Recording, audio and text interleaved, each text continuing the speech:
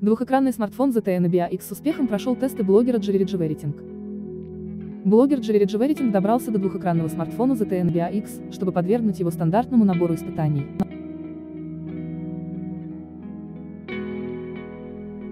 Так как экранов тут два, то и ряд тестов пришлось проводить дважды. И если защитное стекло с обеих сторон показало идентичные результаты, то вот с нагревом ситуация разная. Основной экран восстанавливается после нагрева, а дополнительный — нет. Причина — спереди используется панель IPS, а сзади — AMOLED. So here's a new one for you, a smartphone with two screens. This is the Nubia X, an Android smartphone that comes with two built-in screens, one on the front and one on the back. You know we couldn't let this one slip by without a full-on durability test. Let's get started.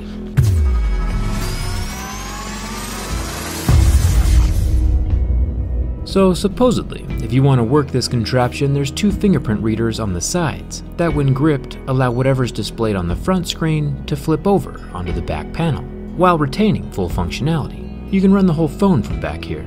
When the rear screen is turned off, it looks just like a normal phone. Let's see what happens when we scratch test both screens. This Nubia X comes with a built-in screen protector, which is nice. I'll pull that off. The interesting thing with this phone is that there's no notch. There's no front-facing cameras or sensors that need to be hidden, which allows the whole front of the phone to light up, edge to edge, as a display with pretty much no bezels. As we see from the scratch test, the front is made with tempered glass, scratching at a level 6, with deeper grooves at a level 7. Gotta be fair to both screens though, I'll grip the sides and flip it around. The rear screen has a much lower refresh rate than the front screen, and has kind of a yellow tinge to it. And is also covered with a screen protector. I found that the yellowness is just a blue light filter that can be removed. I'll show you that in a second. The blue backing on the phone is kind of like reflective film that acts as a two-way mirror that hides the second screen when it's turned off. And once again we get scratches at a level 6 with deeper grooves at a level 7. The rear screen is covered with the same glass. Part of what makes the front screen so bezel-less is how small this earpiece is. I almost missed it. It's barely the thickness of my razor blade. The sides of the phone sound and look like anodized aluminum. You can see the silver color shining through under the blue coating, even here on the metal power button. One possible weak point in the frame is this flattened portion where the fingerprint scanner resides. It looks suspiciously like the design flaw we saw in the iPad Pro, and we know how that one turned out. This phone has two of them, one on either side. I'm kind of nervous. The top of the phone has more metal, and what looks like an IR blaster up top for changing the channels on your TV. On the other side we have the SIM card tray, volume rocker, and another flattened fingerprint reader. Cause why have just one fingerprint reader when you can have two?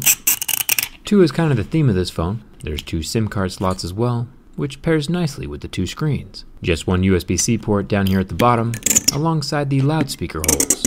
You might be thinking to yourself, Jerry, why in the world would anyone want two screens on their phone? Well, let me tell you. There are no front-facing cameras on the Nubia X, just these two dual rear cameras, a 16 megapixel and 24 megapixel. One regular and the other one for that portrait mode stuff. So when you want to take a selfie, you get to use the powerful rear-facing cameras while seeing your face at the same time. It's an interesting solution to the notch problem, but also a solution that actually works. I'm impressed with the ingenuity. I genuinely did not see this one coming. Like dual everything else on the phone, there are two fingerprint scanners. You can use one or set up both for added security. And even with the damage inflicted on the right side, the phone can still sense and unlock my fingerprint. Not too shabby, but at least there's the backup if one ever fails. Now here's where things get interesting. This front screen is a 6.2-inch 1080p IPS LCD, meaning that after about 10 seconds we see the pixels getting hot, turning off, and going black, until the heat is removed and then they slowly recover. They do recover completely though. Checking the back screen though is where we see one of the brilliant parts of the Nubia X design. An LCD screen when turned on has light shining through every single pixel, even the black ones, so the whole display lights up.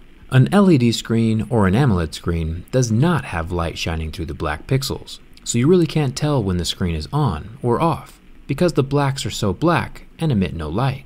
The Nubia X is using a 5.1 720p AMOLED screen on the back, an LCD on the front, and AMOLED for the rear. You can see the pixels going white and not recovering, both technologies in one single device. Burn test justification. checkmate on the haters. The rear screen can act like an always-on display without showing the actual edges of the screen. This provides the aesthetic illusion that there's no screen at all on the back panel. Whether the screen is lit up or not, you can't really see the rectangular edges due to the super black AMOLED pixels. It's interesting how all these innovative smartphones keep popping up out of nowhere. No complaints from me. Here's a quick look at the rear display with the blue light filter turned off. It looks completely normal and as good of quality as the front screen. I'm not sure why the Nubia X had that setting turned on right out of the box. I think it looks pretty good. All of these awesome gimmicks though mean nothing if the phone can't survive in your pocket for a few years. Here on my channel we put phones through years of abuse in just a few minutes. It's time for the bin test. The dual fingerprint design on both side rails might just be fatal. With a solid flex from the front we get minimal bend, but no catastrophic damage, creaks or snaps. The rear screen looks fine. Even when bent from the front, the phone remains intact and fully functional. No complaints here. The Nubia X is a structurally solid device, even with all that fragile tech packed in, and while having screens on both sides, this phone survives. As a side note, if one screen does accidentally break, you can always just use the other as a backup, since it does come with two. Do you think this phone is the future? Is a dual screen phone a better solution than a motorized front-facing camera? Which one do you prefer? Back-to-back screens are definitely fascinating. Hit that subscribe button if you haven't already, and coming out with me on Instagram and Twitter. Thanks for watching. I'll see you around. Несмотря на наличие двух экранов, прочность у смартфона хорошая. При приложении силы он немного сгибается, но деформации не происходит.